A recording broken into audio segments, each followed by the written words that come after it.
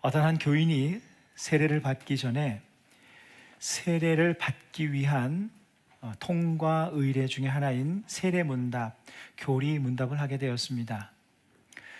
근데 그렇게 목사님이 그 교인에게 질문을 하는데 이런 질문을 하는 겁니다.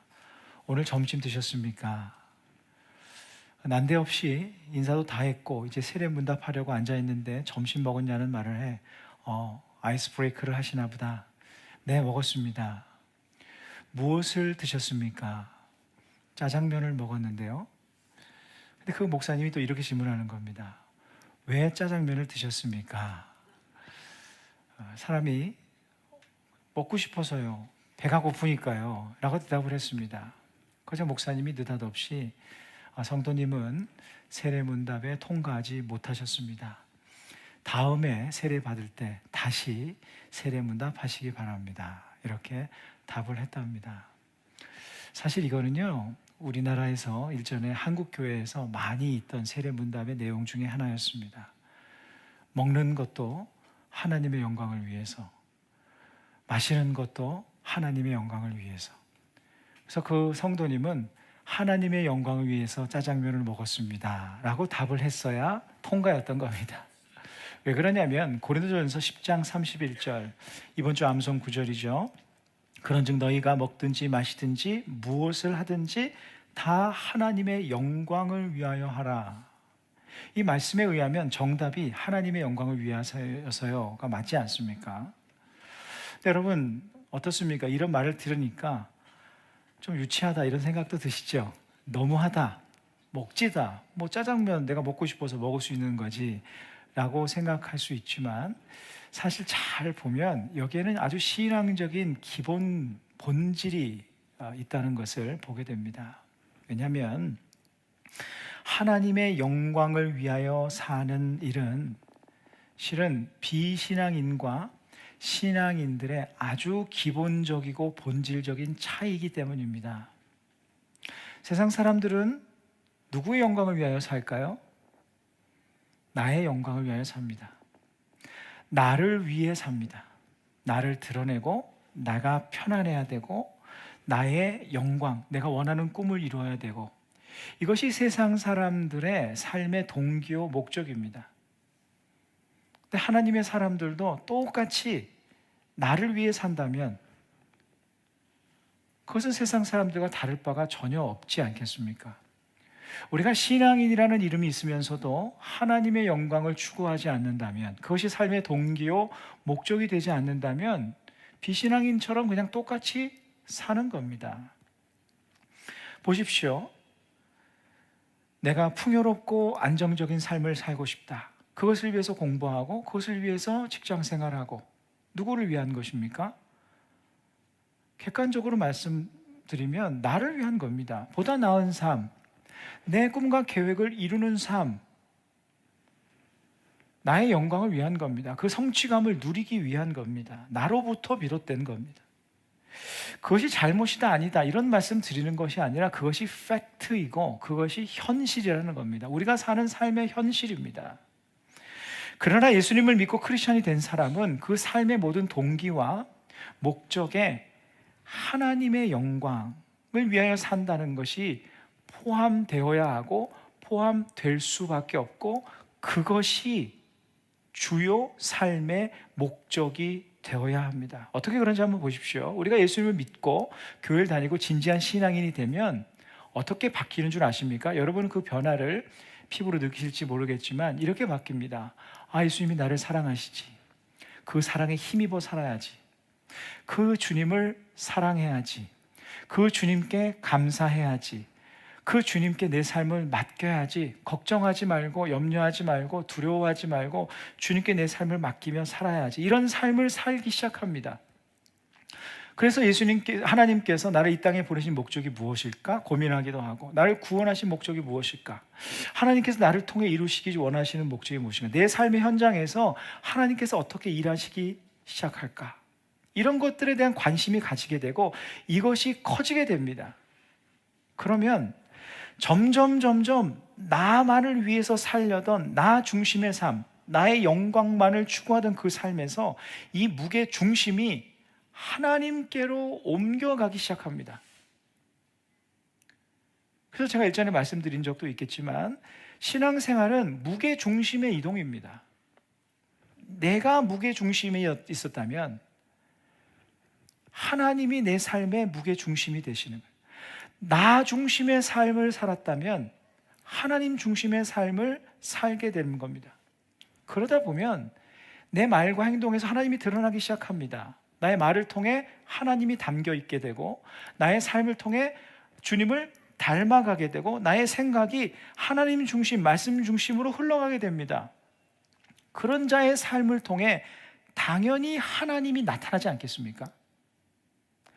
그것을 하나님의 영광이라고 부르는 겁니다. 우리는 하나님의 영광을 너무 거창하게 생각하는 경우가 많은데, 하나님께 큰 일을 해서 영광을 돌린다, 하나님이 그런 일을 통해서 영광을 받는다고 언제 말씀하셨습니까? 그런 일을 해야만, 성공해야만, 잘 돼야만 영광을 받으신다, 그게 아닙니다. 나의 말과 나의 삶을 통해 하나님이 드러날 때, 선하신 하나님, 사랑의 하나님, 능력의 하나님, 그분을 향한 나의 신뢰가 드러날 때 그것을 하나님의 영광이라고 하는 겁니다. 그래서 영광이라는 헬라어 단어는 독사라는 단어인데, 이것은 나타내다, 드러내다 이런 뜻입니다. 하나님의 영광, 그러면 하나님이 나타나다 이런 것이죠. 그래서 우리 삶의 중심에 내가 있으면 내가 드러나고 나의 영광을 위한 삶이 되지만, 우리의 삶의 중심에 하나님이 계시면 하나님을 드러내고 하나님의 영광을 위한 삶이 되는 겁니다. 이 기본 개념이 아주 중요합니다. 그런데 그렇게 하나님의 영광을 위하여 사는 삶이 사실은 쉬운 삶은 아닙니다. 내 마음을 하나님의 마음에 굴복시키며 사는 그런 싸움이 동반됩니다. 욕심의 마음을 하나님의 뜻을 위해서 내려놓아야 할 때도 있습니다. 교만의 마음을 겸손에 굴복시켜야 합니다. 분노와 불평의 마음을 사랑과 감사의 마음으로 이겨내야 합니다. 내 계획도, 내 감정도, 내 생각도 하나님께서 기뻐하시지 않는 일이라면 내려놓아야 합니다. 그런 삶을 산다면 나를 통해서 하나님의 영광이 자연스럽게 드러나지 않겠습니까? 참 귀한 것은 그런 하나님 중심의 삶, 하나님의 영광을 위한 삶, 하나님을 나타내는 삶, 내 삶에 하나님이 늘 묻어나는, 하나님을 내 삶의 중심에 모시고 사는 그 사람의 삶에 하나님께서 특별히 부어주시는 놀라운 은혜가 있다는 것입니다. 그것이 오늘 본문 말씀을 통해서 우리가 함께 나누려고 하는 것인데요, 본문을 보면 바울이야말로 정말 하나님의 영광을 위하여 산 사람 아닙니까? 하나님을 중심에 모시고 하나님을 드러내며 하나님의 말씀에 순종하고 나를 위해 사는 것이 아니라 하나님의 뜻을 위해 살았던 그 사람이 바로 바울이었습니다. 그런 바울의 삶에 어떤 은혜가 있었는지 한번 보십시오. 계속 나눴던 내용대로 바울이 유대인들에게 복음을 전하게 되었는데, 유대인들이 분노하고 폭력적으로 변하지 않습니까? 이 예루살렘 치안을 담당하고 있던 그 천부장의 이름이 글라우디오 루시아라는 사람이었는데, 이 글라우디오 루시아 천부장이 바울을 이제 다시 잡아들입니다. 바울이 히브리어로 얘기를 했기 때문에 알아들을 수 없었던 이 천부장은 이렇게 분노하고 있는 유대인들을 보면서 바울에게 잘못이 있다라고 판단을 한 것이죠. 그래서 바울을 신문하라라고 이렇게 말을 합니다. 그래서 본문 첫 절 24절입니다. 사도행전 20장, 22장 24절입니다. 천부장이 바울을 영내로 데려가라 명하고 그들이 무슨 일로 그에 대하여 떠드는지 알고자 하여 채찍질하며 신문하라 한대. 채찍질을 하면 이제 바른 대로 말을 할 것이다 라고 이렇게 말을 한 것인데, 사실 이것은 하면 안 되는 행동이었습니다. 채찍질을 언제 하는 것이냐면, 재판을 다 받고 난 이후에 이 사람의 형이 확정되었을 때, 뭐 사형이라든지 뭐 유배형이라든지 감옥형이라든지 채찍질형이라든지 이게 확정되었을 때 하는 것이 채찍질이었는데, 이 천부장은 바울을 신문할 목적으로, 쉽게 말하면 고문하는 겁니다. 고문해서 토설하게 해라, 이런 목적으로 하는 것이죠. 더군다나 이 로마 시민이 그런 불법을 당할 경우에 이 사실이 발각되게 되면 그 채찍질을 한 사람, 명령한 모든 사람들은 처벌받게 되어 있었고 심지어는 사형까지 당했다고 합니다. 그러니까 지금 엄청나게 안 좋은 상황이 흘러가고 있었던 것이죠. 엄연히 불법이었습니다. 이것이 아우구스투스 칙령에 내려온 그 칙령에 의해서 세워진 엄격한 법이었어요. 그래서 바울이 이렇게 말을 합니다.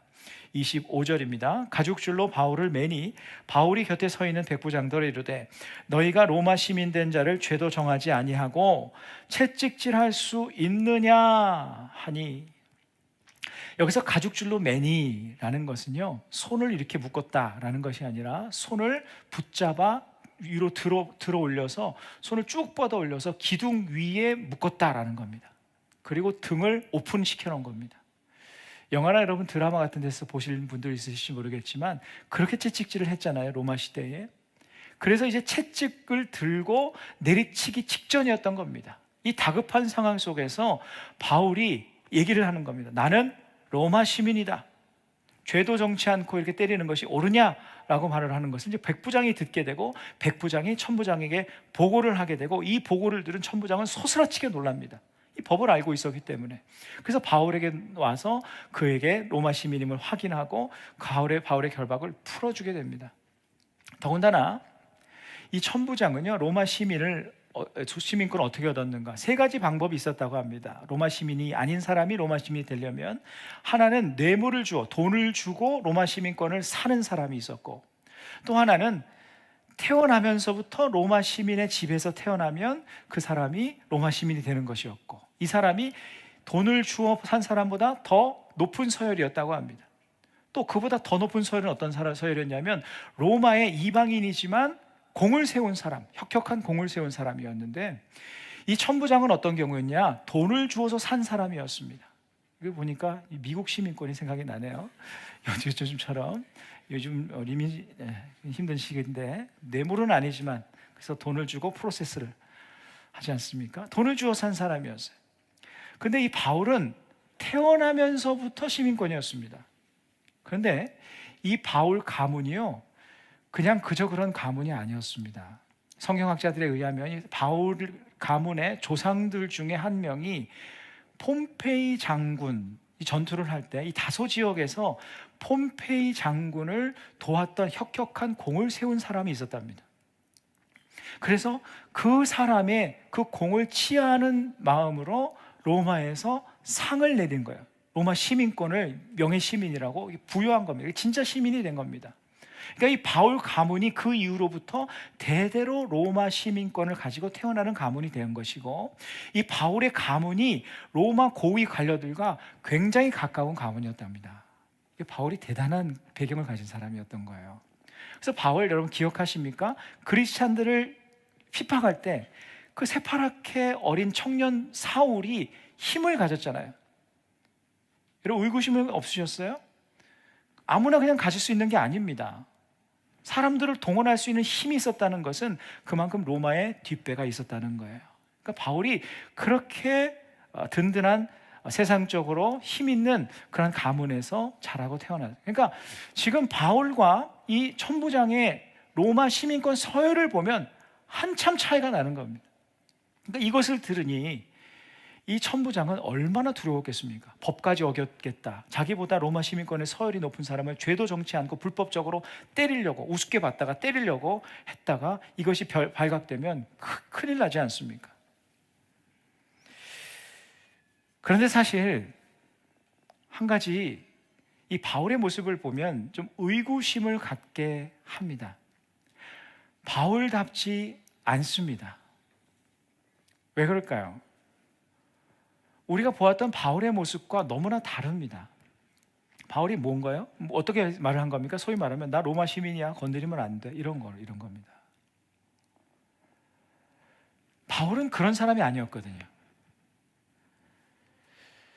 바울이 마땅한 자기 권리를 말한 건데 그게 뭐 이상한가 생각할 수도 있지만, 본문의 바울의 자기 권리 주장은 그동안 바울이 보여주었던 낮아짐의 모습, 모든 것을 다 포기하고 오직 주님만 바라보았던 그 모습과 전혀 다릅니다. 바울은 숱한 매를 맞았어요. 매를 맞다가 기절하기도 하고 죽을 지경에 이른 적도 있고 감옥에 갇히기도 했습니다. 그런데 그 과정에서 단 한 번도 바울은 자기가 로마 시민임을 내세운 적이 없어요. 만약에 그랬더라면 돌을 맞을 일이 없었습니다. 핍박을 당할 일도 없었어요. 유대인들도 감히 건드리지 못하는 그런 사람이었어요. 그러나 바울은 고스란히 다 당했어요. 왜 그랬는가? 그의 고백이 이것이었기 때문입니다. 빌립보서 3장 7절에서 8절. 그러나 무엇이든지 내게 유익하던 것을 내가 그리스도를 위하여 다 해로 여길 뿐더러 또한 모든 것을 해로 여김은 내 주 그리스도 예수를 아는 지식이 가장 고상하기 때문이라. 내가 그를 위하여 모든 것을 잃어버리고 배설물로 여김은. 자신이 가진 세상적인 힘과 배경과 권리와 이 모든 것들을 자신의 안위를 위해 사용하지 않겠다. 이것을 배설물로 여기겠다. 내게 유익하던 것, 자신의 배경과 가문과 또 학력도 엄청나게 높지 않았습니까? 학력과 로마 시민권, 모든 권리도 다 내려놓기로 했다. 오직 하나님만 의지하며 하나님만 나타내기를.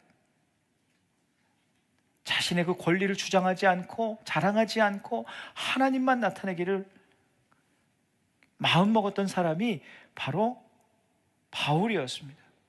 일전에 빌립보에서 한번 자기 시민권을 이야기한 적이 있긴 한데, 그때는 매를 이미 다 맞고 감옥에 다 갇혔다가 풀려날 때, 여러분 기억하시죠?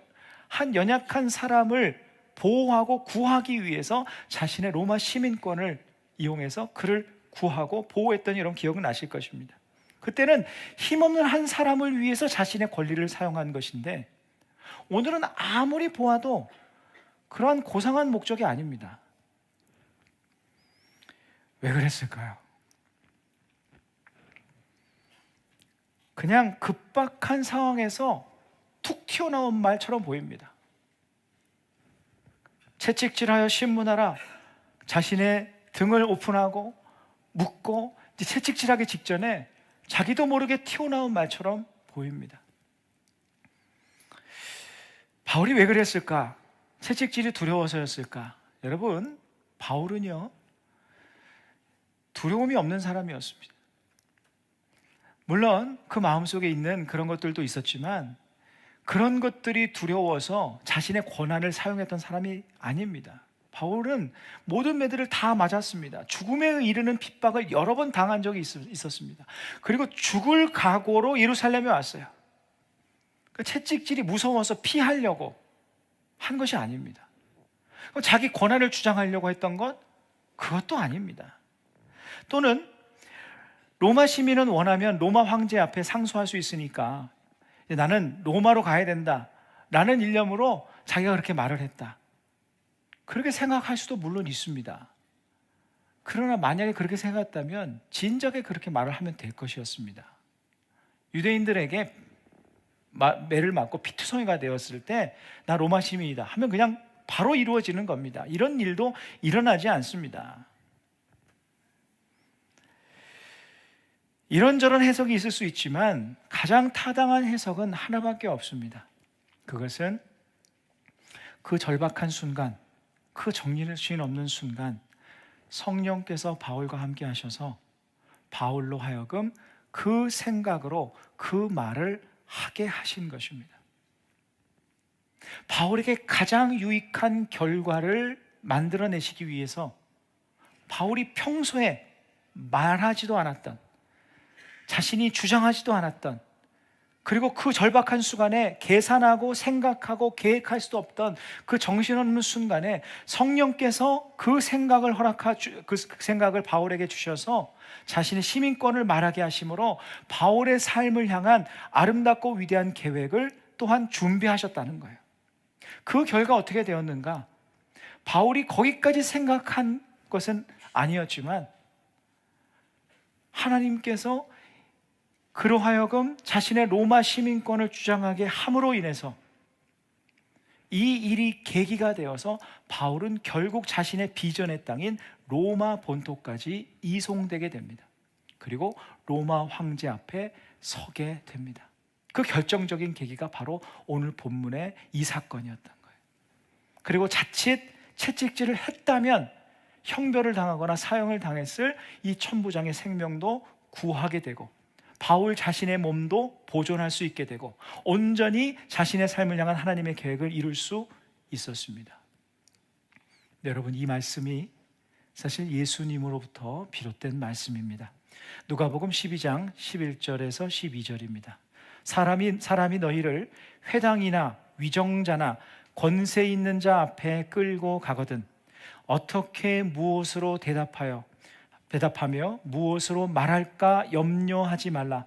마땅히 할 말을 성령이 곧 그때에 너희에게 가르치시리라 하시니라.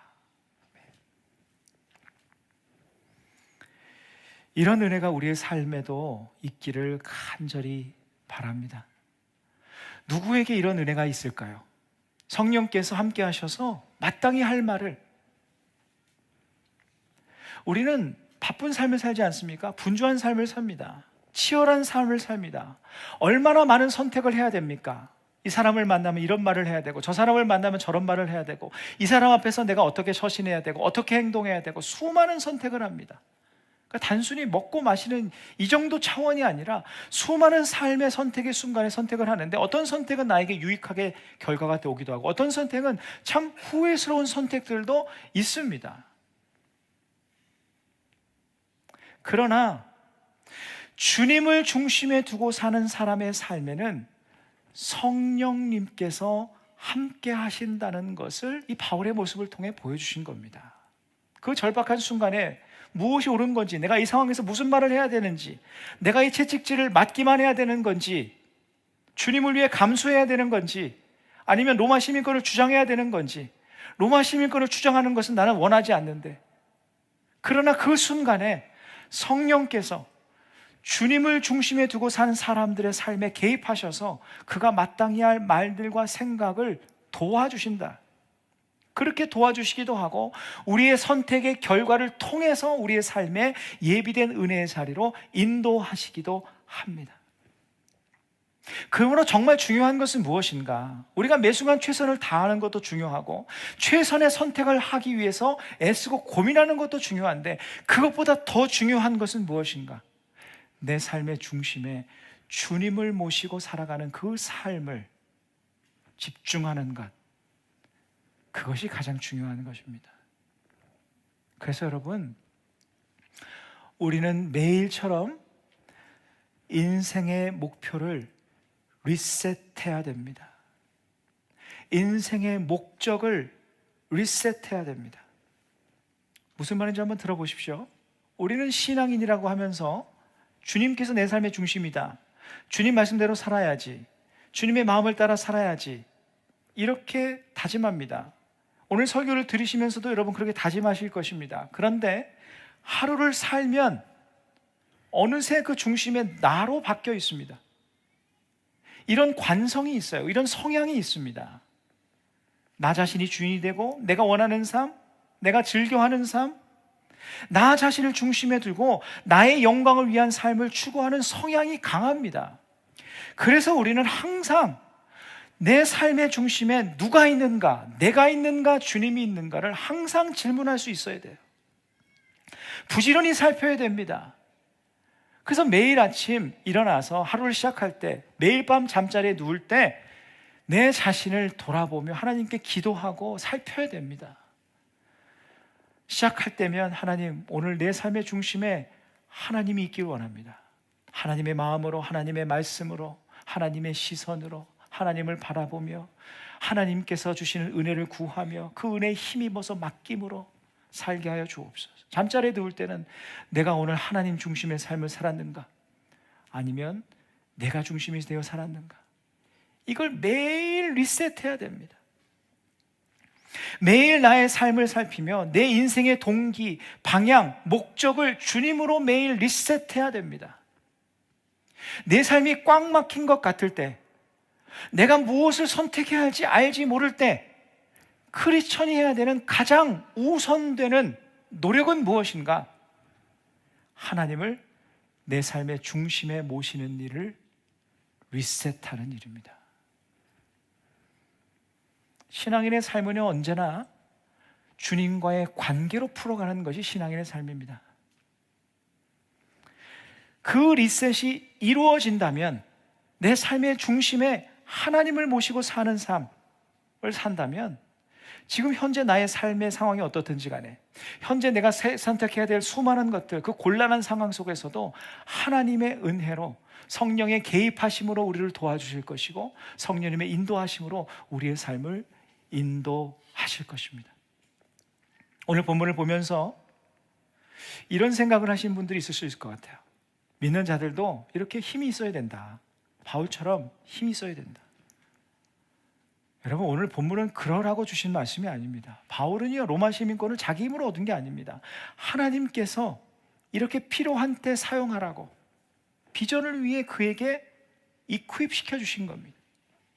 그에게 부여하신 거예요. 그의 가문적인 배경도 마찬가지입니다. 이거는요, 이런 로마 시민권과 같은 세상적인 힘과 수완이 필요하다, 필요 없다, 이런 이야기가 아닙니다. 한번 보십시오. 하나님은 로마 시민권 없이도 충분히 바울을 로마 황제 앞에 세우실 수 있는 분이십니다. 요즘 금요일마다 나누고 있는 요셉의 이야기를 보십시오. 요셉에게 어떤 세상적인 권세가 있었습니까? 배경이 있었습니까? 많은 돈이 있었나요? 힘이 있었나요? 요셉은 알지도 못하는 나라, 민족의 한 변방에 살고 있던 존재감 없는 청년이었습니다.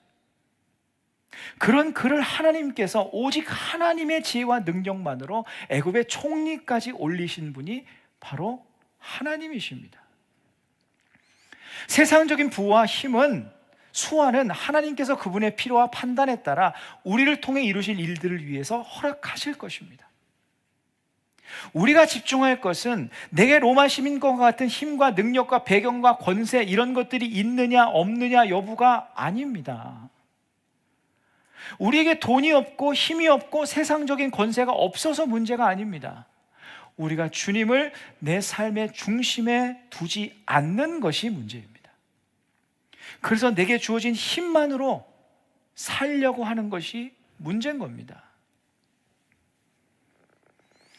우리가 집중할 것은 요셉처럼, 바울처럼 삶의 어느 순간에든 내 삶의 중심에는 주님을 모시고 살아갑니다. 이렇게 하나님으로 내 삶의 중심을 리셋하는 것입니다. 그러할 때 우리가 가진 그 무엇을 통해서든, 로마 시민권과 같은 권리를 통해서든, 또는 그런 것이 없다 할지라도 하나님은 그분의 방법으로 우리에게 예비된 은혜의 자리로 우리의 삶을 인도하실 것입니다. 사랑하는 성도 여러분, 날마다 우리 인생의 목적을 주님으로 리셋해야 됩니다. 주님은 주님을 삶의 중심에 모시고 살아가는 이들을 위해 일하십니다. 여러분 생각해 보십시오. 비교해 보십시오. 내가 나를 위해, 내가 내 인생을 위해 애쓰는 사람과 전능하신 주님께서 나를 위해 일하시는 사람과 어떤 사람의 인생이 더 아름답고 위대하게 되겠습니까? 어떤 사람의 인생이 하나님께서 그 사람을 위해 일하시는 인생이 된다고 하였습니까? 내 삶의 중심에 하나님을 모시고 사는 사람, 그 사람을 위해 주님께서 일하십니다. 내가 하나님의 영광을 위하여 살면 하나님께서 내 삶을 영광스럽게 하실 것입니다. 바울처럼 말입니다. 주님을 위한 삶이 내게 더 유익인 겁니다. 내가 내 인생을 위하고 내 인생을 사랑하고 나를 위해, 나의 목적을 위해 꿈꾸는 것보다 더 유익한 것은 내가 주님을 위해 살 때 주님께서 나의 삶을 위하시는 그 은혜를 경험하는 삶이 더 능력 있는 삶이 될 것입니다. 빌립보서 3장 8절 말씀을, 우리 바울의 고백을 다시 한번 읽겠습니다. 내가 그를 위하여 모든 것을 잃어버리고 배설물로 여김은. 그런데 바울의 주님을 향한 이 믿음의 고백이지 않습니까? 근데 사실은 이 고백은 주님께서 바울을 향해 먼저 하셨던 사랑의 고백이었습니다. 그리고 우리를 향해 하시는 그분의 사랑의 고백입니다. 빌립보서 2장 6절에서 8절입니다. 그는 근본 하나님의 본체시나 하나님과 동등됨을 취할 것으로 여기지 아니하시고 오히려 자기를 비워 종의 형체를 가지사 사람들과 같이 되셨고 사람의 모양으로 나타나사 자기를 낮추시고 죽기까지 복종하셨으니 곧 십자가에 죽으심이라. 주님은 우리를 살리시기 위해서 하나님과 동등됨을 버리셨습니다. 존귀하신 하나님 자리를 내려놓고 사람의 종의 자리까지 내려오셨습니다. 우리가 하나님께 구원받고 사랑받을 자격이 있습니까? 자격도 없는 우리를 존귀히 여기시기 위해서 마땅히 영광 받으셔야 할 주님의 하늘 보좌를 그분은 배설물처럼 여기사 이 땅에 내려오신 것입니다. 죄와 허물로 마땅히 심판받아야 할 우리의 생명을 구하시기 위해서 결코 희생하면 안 되는 자신의 생명을 배설물처럼 버리시고 십자가 위에서 죽으셨습니다. 그 주님께서 우리의 인생에 들어오셔서 우리를 구원하시고 우리의 삶을 주관해 주시겠다 합니다. 그분의 능력으로, 그분의 지혜로 우리의 삶을 책임져 주시겠다 합니다. 너는 이미 내 삶의 중심이다라고 말씀하시고 계십니다. 어느 누구도 어떤 권세도 우리의 소중한 영혼과 인생을 맘대로 할 수 없도록 우리를 붙들어 주시겠다 합니다. 우리가 할 것은 무엇입니까? 주님의 중심에 우리가 있듯이 우리의 중심에 주님을 모시며 하루하루 매일매일 주님으로 내 삶을 리셋하는 겁니다. 오늘 말씀을 묵상할 때 문득 이 구절이 생각났습니다. 시민권이라는 말을 딱 들으니까 바울이 시민권에 대해서 했던 말이 있거든요. 바울이 정말 주장했던 그 시민권이 있습니다. 빌립보서 3장 20절입니다. 우리 함께 읽으실까요? 시작. 그러나 우리의 시민권은 하늘에 있는지라. 바울을 무시하며 그에게 세상적인 힘을 불법적으로 행사하려던 천부장은 바울의 로마 시민권 하나에도 두려워하며 바울에게 손끝 하나 대지 못했습니다. 하물며 하늘의 시민권을 가진 우리들은 어떻겠습니까? 세상에서 우리의 모습은 강력한 힘과 권세를 가지지 못한 사람처럼 연약해 보일 수 있어도 우리는 전능하신 예수 그리스도의 생명을 소유한 하나님의 자녀, 신의 자녀, 하나님의 사람들, 하늘의 시민권을 가진 사람들입니다. 사단의 눈에 아무리 우리의 모습이 우습게 보여도 사단이 함부로 채찍질할 수 없는 그런 사람들입니다. 공중의 권세 잡은 자 사단도 우리 인생을 좌지우지할 수 없는데 이 세상의 어떤 권세가 우리의 삶을 좌우할 수 있단 말입니까? 우리가 아무리 힘이 없고 연약해 보여도 주님을 내 삶의 중심에 모시고 살아가는 하나님의 자녀, 하늘의 시민권자인 우리들에게는 세상을 이기신 주님께서 함께 하십니다. 그래서 보십시오. 주님을 삶의 중심에 모신 이 바울 한 명을 수백 수천의 사람들이 이기지 못합니다. 주님을 중심에 모신 사람 한 명이 그렇지 않은 사람 수만 명보다 강한 법입니다. 이것이 성경을 통해 우리에게 끊임없이 말씀하시는 하나님의 말씀이에요. 우리가 때로 세상 풍파에 이리저리 끌려가는 것 같은데 이 세상의 풍파에 내가 끌려가나 보다. 아닙니다. 하나님의 그 세밀한 손길이, 하나님의 그 디테일한 은혜 속에 세세하게 세밀하게 내 삶에 펼쳐지는 중입니다. 그 모든 것들이 다 하나님의 계획 안에 있음을 우리는 잊지 말아야 합니다. 우리는 세상에 이리저리 끌려다니는 사람들이 아니라 하나님의 전능하신 전지하신 지혜와 전능하신 능력으로 붙들려 사는 사람들임을 잊지 않는 우리 모두가 되기를 간절히 소망합니다.